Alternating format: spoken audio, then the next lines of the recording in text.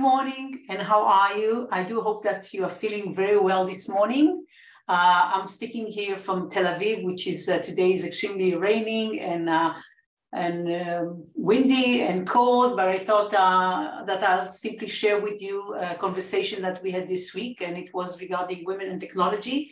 It was in a very interesting and important meeting for me, at least, meeting this beautiful bunch of women who are doing the best they can to make sure that women progress won't be, I wouldn't say even denied, but stopped and tackled by, you know, strong forces which are unfortunately gaining power not only in Israel but around the world.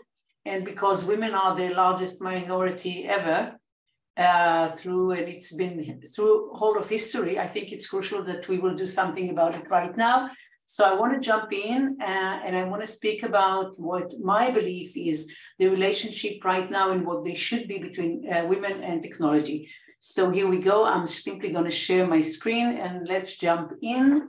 Hold on. Here we go. So the discussion that I want to put, the theme that I want to put on the table is that I believe that the coming future, the coming decades can be our brightest futures. And you know, I'm a futures researcher, so meaning I don't think we're going to have one future, but we will have many futures. And it's our responsibility to make sure that we choose the one that can serve us and make sure that we can abolish the one that are not, that won't assist in progressing forward, and that we will create a strategy to get there. Because once you don't have a strategy, you will probably get nowhere.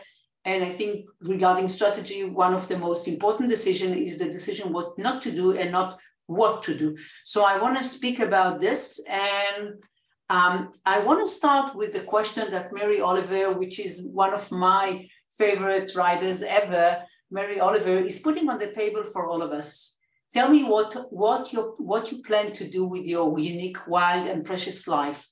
And I believe every life are unique, wild, and precious. And I think right now, in the coming decade, this is a question that we will have seriously to ask ourselves, and also pose regard to our daughters, our sisters, and so forth, because this is going to be an incredible decade, and we should all prepare for that. So I want to speak about the progress of technology for a second. So let's see what's happening through the centuries and millennia that technology is with us. And I want to quote here Kevin Kelly, who is reminding us that technology is everything that we are the human race invented in order to ensure our progress, including, of course, the language which Hezi put down so quickly, and I think phrase it, is that this was the first meaning of singularity, because once we, I think, embraced language and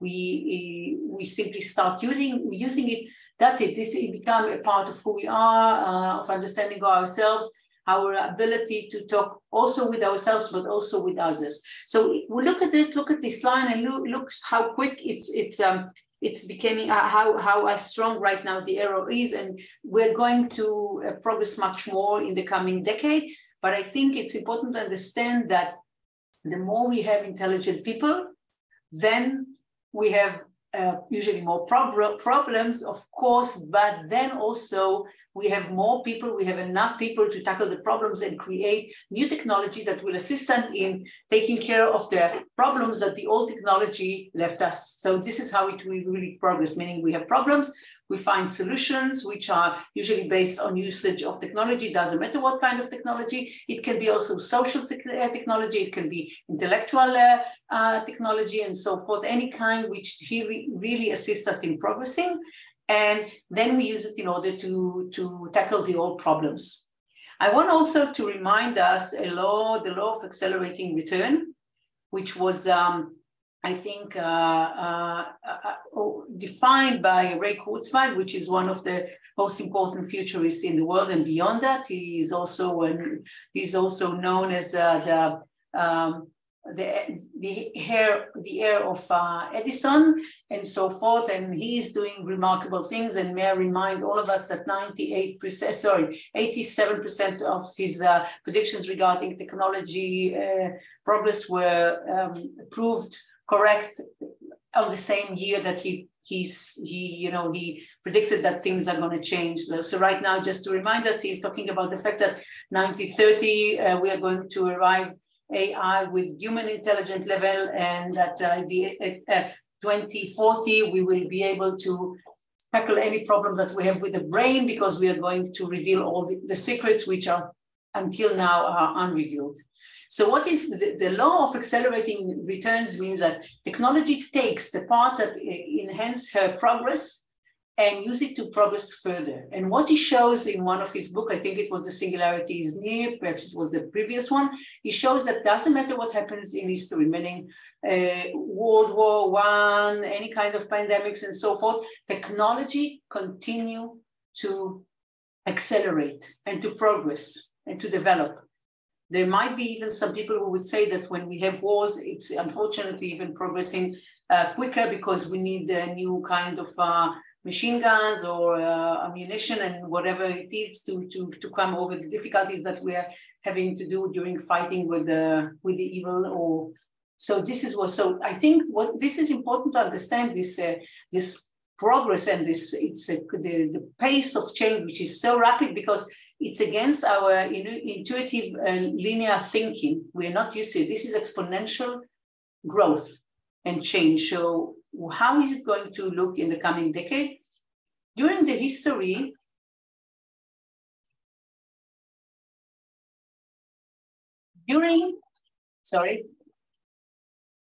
this is the coming, of course, internet. This is Web3, and I don't like it to call it metaverse, I'm sorry. So anyway, during the history of humankind, we never had more than 2 or 3 different disruptive technologies or innovative technologies that were together. And now we are going to have 15 in the coming year. And Salim Ismail, one of my teachers, is talking about Gutenberg moments. And he says that when Gutenberg invented the press, I think it was 1460 or 80, I don't always recall, and there is also a debate about that. But anyway, he says that at this point, it wasn't only that the rules of the game were changed, but the platform, the ground on which we are playing was totally changed. And I think this is what is going to happen now. So think about it. Each of these technologies is extremely powerful, and each of them was with us for many years. AI, we have, from World War II, robotics. I think the first time that Chapek used the word robotics was in 21 in a new theater play that he put on the stage in the Czech Republic. And robota is hard work. That is usually slaves are doing, and so there is history to, and there is prehistory to all of these technologies. But one way to look at it is as disruptive technologies. The other one is enhancing technology. I love the fact that it's enhancing technology, because it means it's going to create assistantly creating other technologies that are going to be. So when we're talking about enhancing technology, we can think about it like, a soil which is very rich, and we can use it to plant whatever we think, whatever we want. So when we say that the disruptive technology or enabling technology is coming to an age, it means usually 3 things. First of all, that it's becoming quite reliable, that it is easy to deploy, and that the price of it is really, falling exponentially. And we can talk about, AI training, which is right now falling, I think, 68% by every year. So it's compound every year. ARK Invest are talking about it. Kathy Wood is really speaking about this.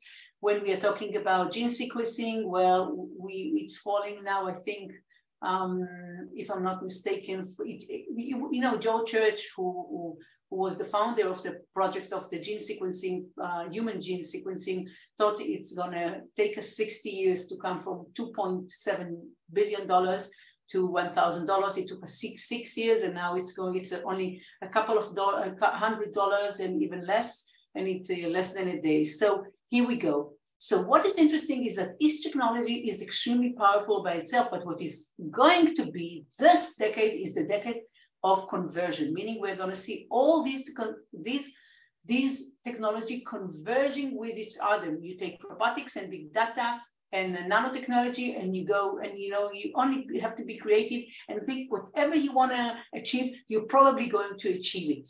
So there are hardly any barriers.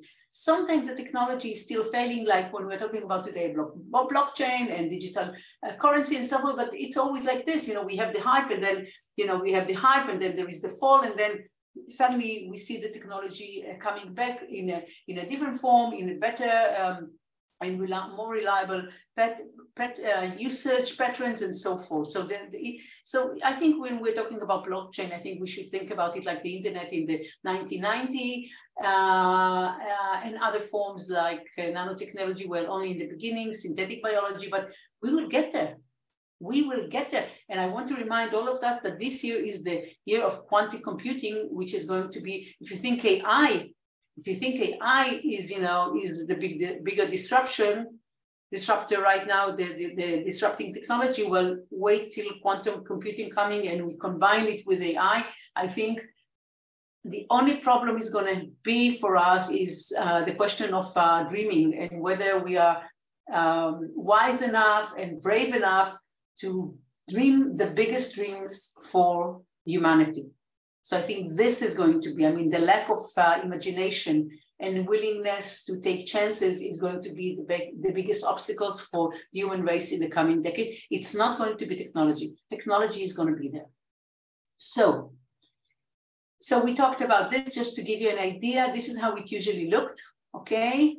So look at, for example, when we have from 1880, we have the telephone, the automobile, and the electricity. But look now, this is from art.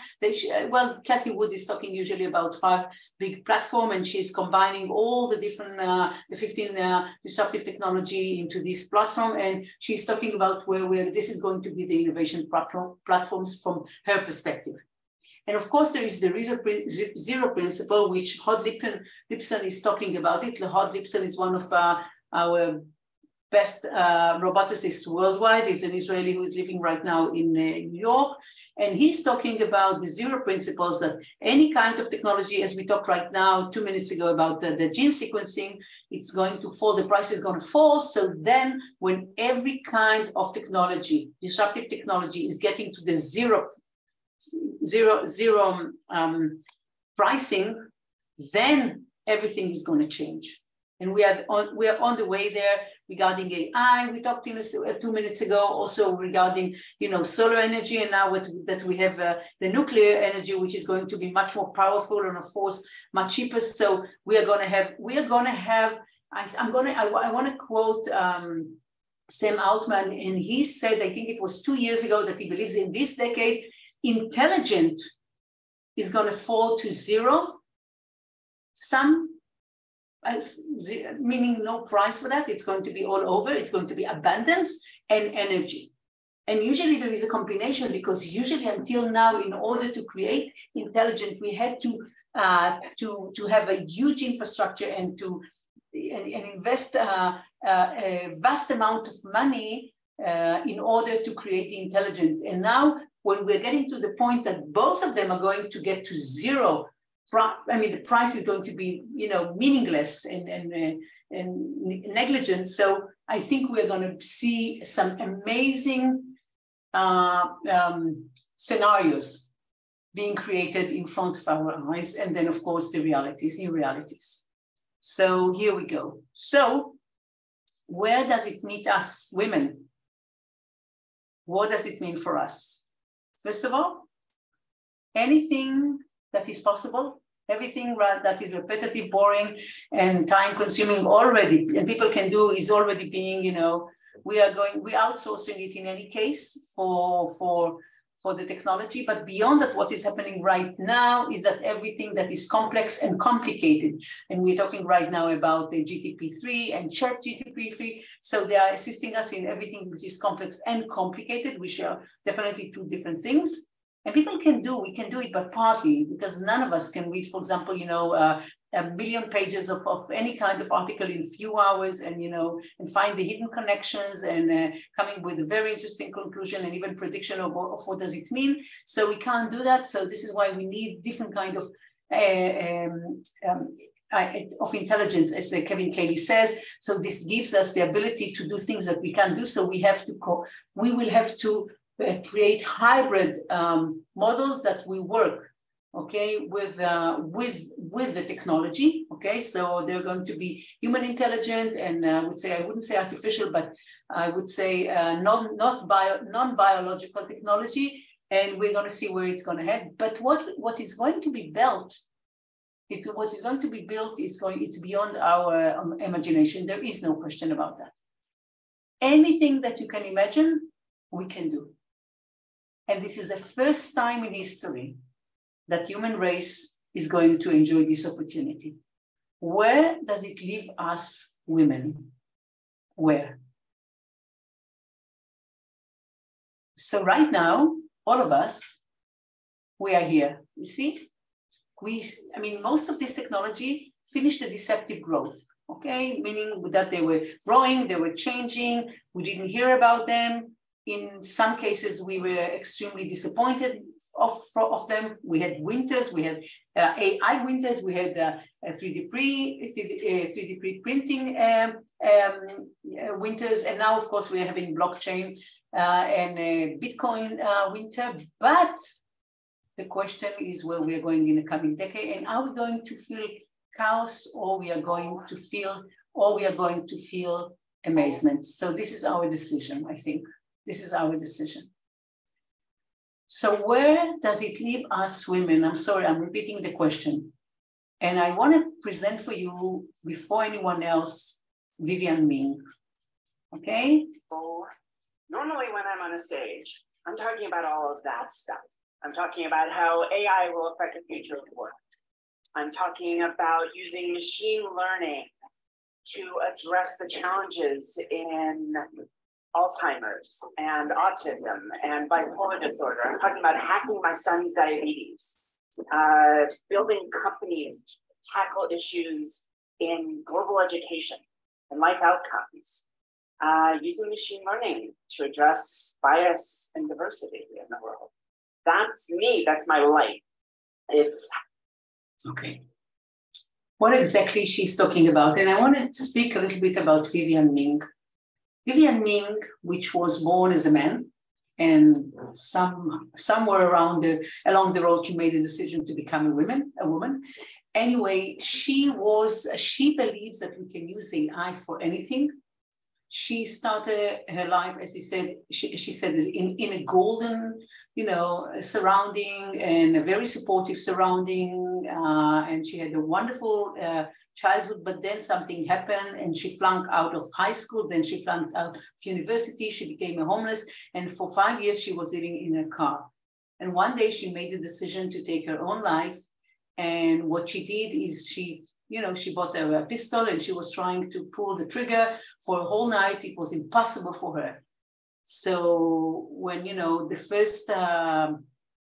first light of day, is touching her face, she makes a decision to devote her life to the happiness of others. She says, I will never be happy.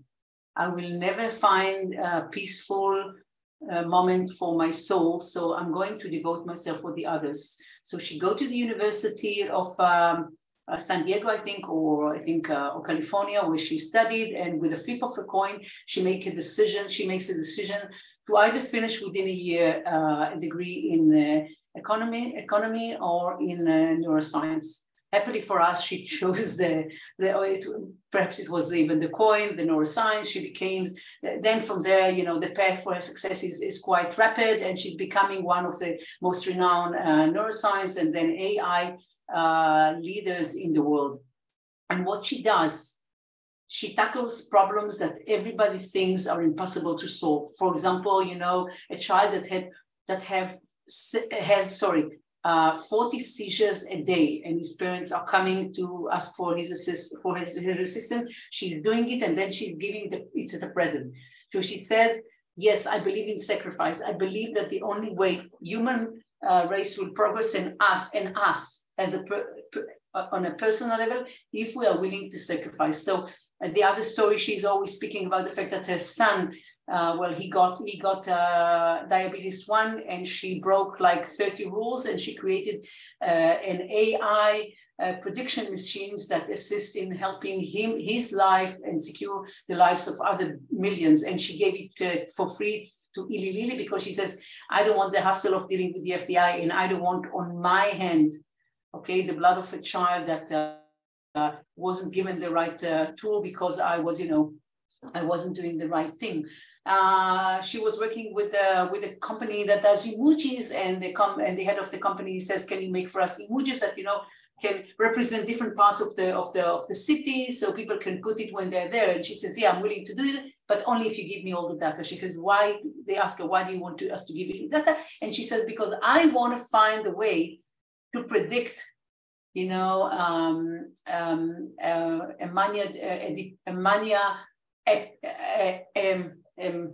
sin.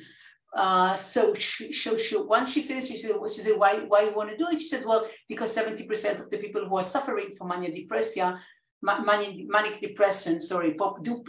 bipolar, usually ends up either losing their house, their home, the family, or the working place. And 50% are committing suicide in the end. She says, I want to assist in solving this problem. It's horrible. There are people who are mentally ill, and we need to assist them. And once she finishes the presentation, one of the people from the management, one of the young managers, approaches her and says, well, I'm suffering from bipolar, so you can use my data. And what she does, she's taking all the data, and she finds that only using GPS on the cell phone of these people with this mental health problem, she can predict like a month before when they're going to have a manic episode. And then, they can be put in a safe place, safe zone, and be taken care of, and nothing will happen.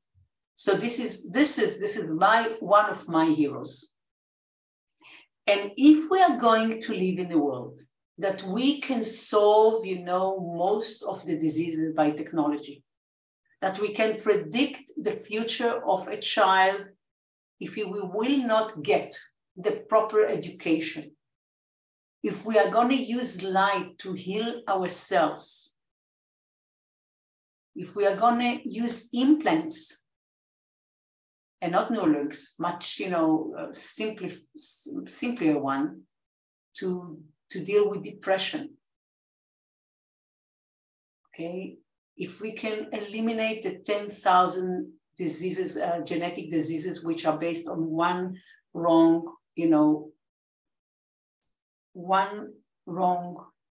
oh my God, sorry, I'm thinking and I'm losing one wrong letter, we're going to eliminate all of them.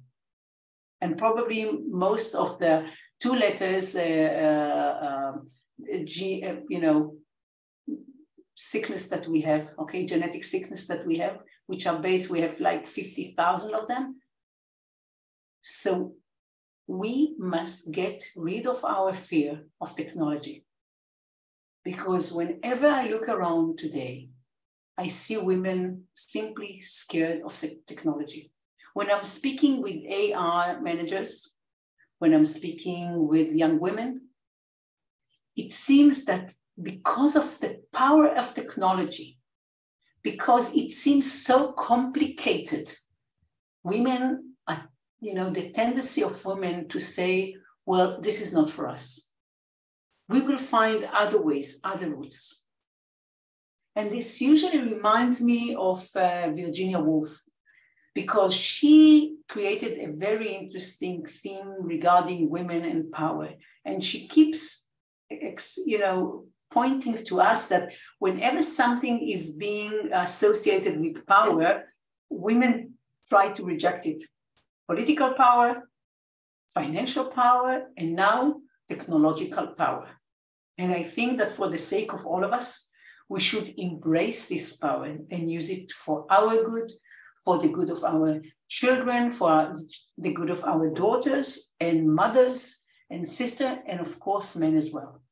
So this is because I really believe that technology is our biggest opportunity to level the playing field again. So I want to talk a little bit about what is happening right now with women. So I want to speak about, first of all, about Ada Lovelace, okay?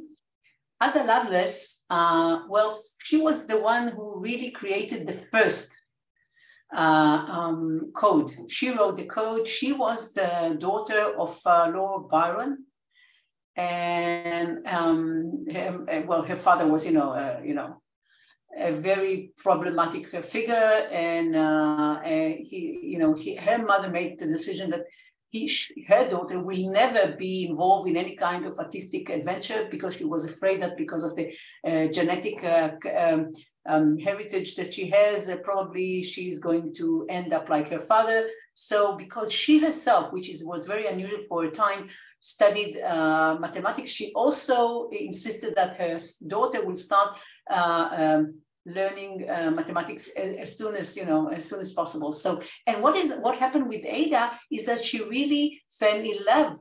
She really fell in love with mathematics, and then she somehow she was presented to Babbage, George, who was working on trying to automate mathematical, I would say, any kind of mathematical process. And she got the notion that this machine that he was talking about and he was trying to build can do so much more than simply automatic, creating an automatic system for adding numbers and so forth. So, and she wrote a paper. So what she did, she took a paper that he wrote and another Italian guy, and she, created her own thesis. And can you believe that it wasn't even sure that she's going to sign it, but her husband, but also Babbage, pushed her, and she signed AAA, not her full name. Unbelievable. Now, at 1843, 9 years before she died, at the age of 36, she wrote the first code. And what happened then? She disappeared from history. No one was speaking about her. When did they start speaking about her again? Only 100 years later, when Alan Turing, which is now considered as the father of the new computing, he renounced her. I mean, he put on the table, her legacy, and he was the one that presented her work, and he says, we owe everything to Ada Lovelace. And I'm thinking how interesting it is that this guy was a homosexual, and he also was treated badly. I mean, in the end, he committed suicide, but he was a real genius. And I'm thinking about how is it that one genius, recognize the greatness of another, scientist, which was never declared, and also she never declared herself a scientist. And that both of them that were so miserable in their lives and were always pushed around and never got the right recognition that they deserved in their lives. This died over over years, over decades, over a century, between one genius to the other.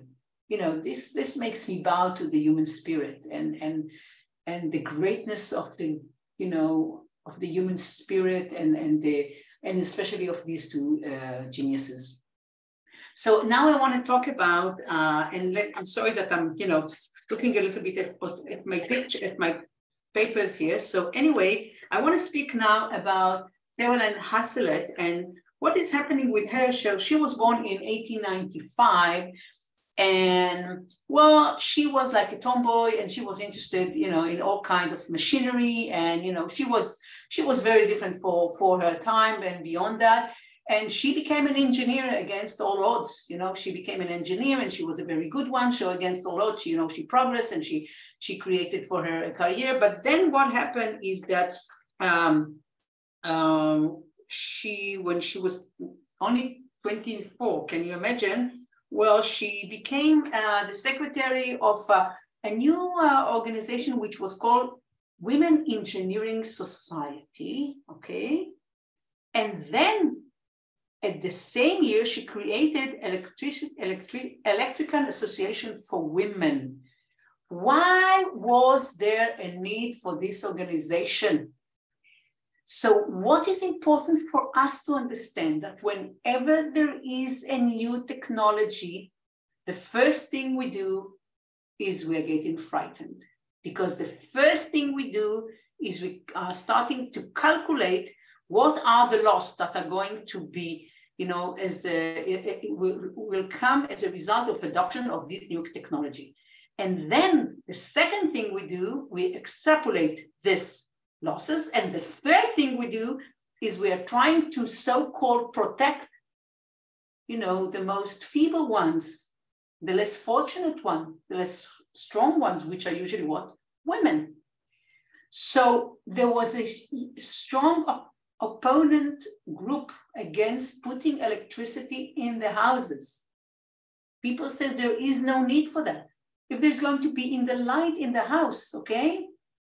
Okay, so, you know, someone is going to pass in the street and he's going to see this woman alone, and he's going, you know, come in and, you know, do some horrible things to her, okay? Or women are too delicate. They will not be capable of dealing with electricity. So the whole house is going to be set on fire because of them. Even though before that, as we know, we used to use gas, which is definitely less secure than electricity. So Carolyn Haslett, she created a manual for women. How do we need to take care of electricity? And every time that the British Electric Company, you know, progressed and advanced and augmented, you know, the structure of the electricity in the houses and outside, she created a new additional manual how to deal with. So it was women who were implanting most of the, you know, appliances in the house, and they were the ones that were taking care of it. No one was calling anyone else. There weren't any people to call. Women were fixing and repairing all electricity devices in the house by themselves. And I think there is a great lesson here. We don't have to wait for anyone. And I wanted to say something regarding that. They keep, you know, usually they keep telling us that the AI is much more complicated and we can't really understand it. Well, might be, but what we are getting now to the second phase when you don't have to understand, because we are going to have such beautiful, remarkable tools. And the chat GTP3, which I please urge all of you to try because it's for free and you please use it. And it's a brilliant, this is the first phase of democratization of AI. We're going to see like 100,000 more AI coming on the way. And I think it's as Kevin Kelly says, we are mistaken the linguistically when we say we're talking about one AI, they're going to be 1,000 and perhaps even beyond that AI. Some are going to be smarter, some are going to be dumber or whatever, simpler or whatever. But we can do it. So if we could have done it with electricity, definitely we can do it with AI, with the quantum computers and so forth. Now, the third hero that I want to talk about is Migran Katherine Johnson. Katherine Johnson, well, you know, she was born in 1918, and she was Black, and she was the first woman that ever was accepted for computer science studying in the university.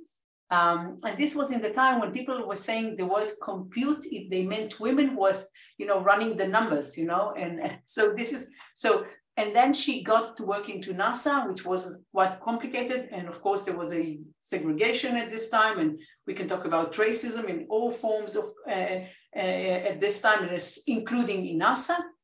but she was so wise and she was so devoted. So they couldn't take away from her and from us, the human race, the ability to enjoy her big presence. Okay, so I just want to tell you, it's worth reading about her, but I think what is interesting to know is that in two things, in 61, when there was a problem with one of the satellite that we sent. Hold on, I'll tell you who it was. Okay, it was Alan Shepard capsule. So she was the one that made sure that we found him. And then in 1970, she single-handed made sure that we are getting back Apollo 13 home. This is the woman. Okay, she died at the age of 101, totally clear. Okay. Now, Fei Li. Well, Fei Li, which is brilliant, okay? Fei Li was born in 1976 in China.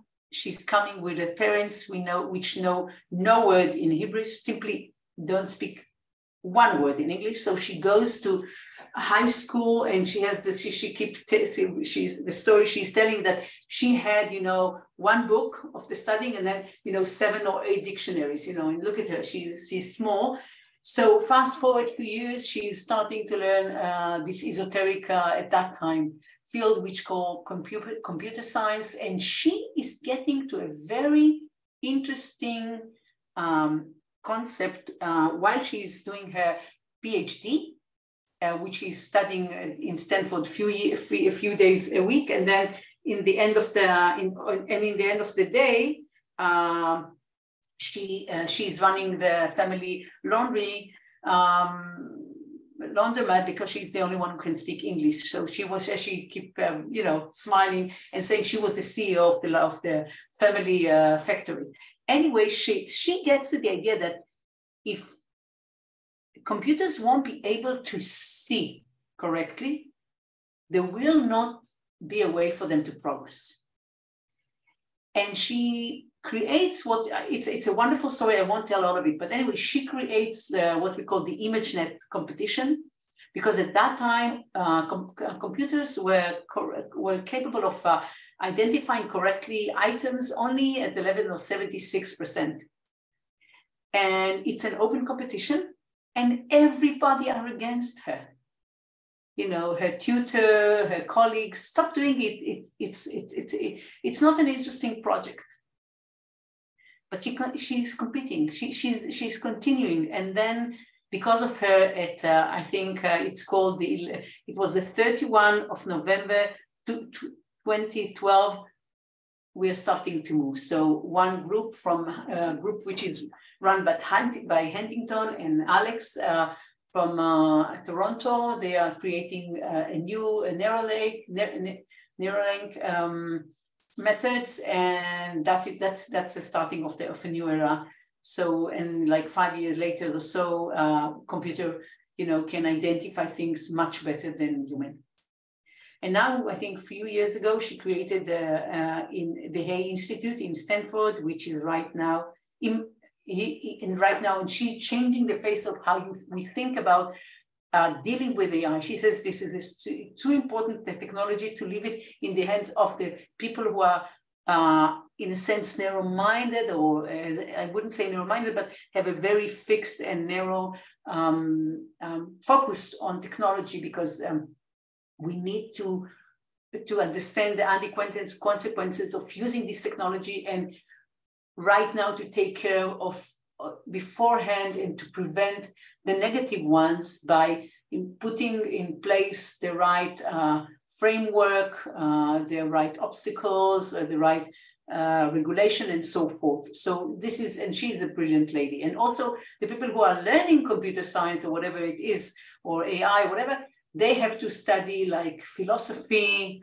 literature, and so forth. So in a sense, she is augmenting the capability of the people who are building the technology, or I would say the holistic groups, teams that she's creating in order to create the next level of computing in a much more humanistic approach. Martin Rothblatt, I will speak more quickly about her. Well, she was a lawyer, and she got the notion that her daughter, she got the horrible message that her daughter has only 2 years to live. It was in 1994. She was a very successful lawyer. She was dealing with satellites and other disruptive technologies, but nothing to do with health. And she makes a decision to change her life and to save her daughter no matter what. And like she starts studying biology, you know, biology for dummy and so forth. And then she continued doing it. And then after 2 years or less than that, she puts on the table of the FDA something to, you know, a new therapy, which was based on some, you know, something that Eli Lilly started working on, but, you know, stopped working on it, simply wasn't interested because it's what we call orphan disease. And she saved herself like 500,000 people herself, but now she went to the next adventure, which is called United Therapeutics, where she creates for each of us, I would say, replacement liver, heart, and lungs, because these are the most typical ones, of course. So this is Martin Rothblatt and Geneviève Bell, which was an anthropologist. She studied anthropology. She's a doctor of anthropology. Then she was invited by Intel to assist them in understanding human and to create a bridge between technology and humanity. And then she left them, I think, 3 years ago and moved back home to Australia to create a new engineering profession, which is an AI profession, and she's leading it used to be the 3AI, now it's cybernetics school. Amazing, amazing woman. Why am I telling you all of that? I'm telling you all of this because I want you to understand that women, we all have the ability to understand, to take charge, to direct, and to lead projects which are technology-based. And because women are not afraid to ask questions, and because we are willing to say we don't know, and we are prepared to learn anything if it's for the benefit of others, our beloved one, now it's time to do it for ourselves. So I will stop here. Because I think it was enough for the first phase, and we'll continue next week. And I wish you a wonderful weekend, and thank you for being with me. It's been a pleasure. Bye-bye.